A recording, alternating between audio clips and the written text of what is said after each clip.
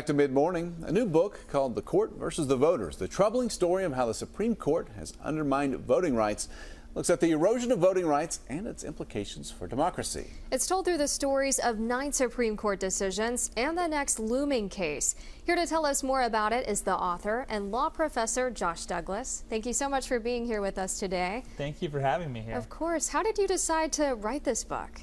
Yeah, so my first book that came out in 2019 was kind of a more positive story about voting rights. It was called Vote for Us, and it looked at the good news in voting rights. Most people think there's not a lot out there.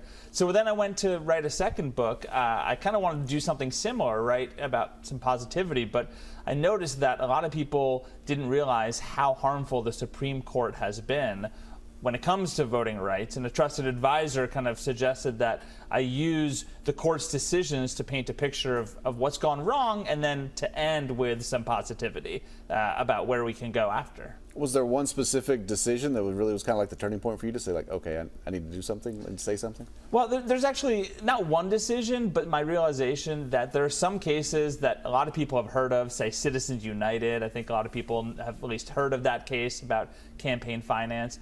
But a lot of other cases that people haven't heard of that have really interesting stories behind them, and that laid the foundation for the way in which the court treats the constitutional right to vote today. So really the motivation was actually telling some of those unknown stories and the fascinating people behind them. What can readers take away from this? Well, one thing is that this is just a book of stories. I wrote it very purposefully for the general public because voters are the lifeblood of our democracy. So someone actually put it on a list of this summer's beach reads, at least beach reads about voting rights, which I thought was pretty amusing. I haven't seen it on a beach yet, but hopefully.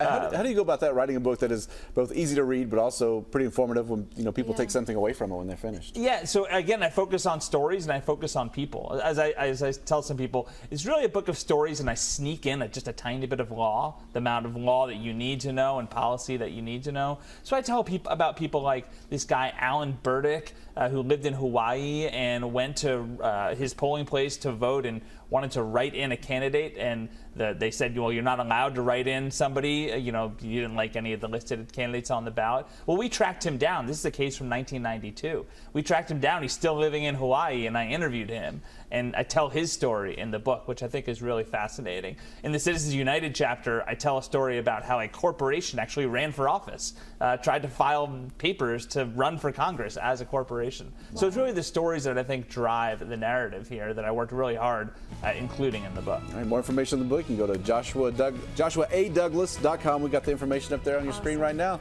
Thanks for coming in and talking to us. Thank you. Thank you.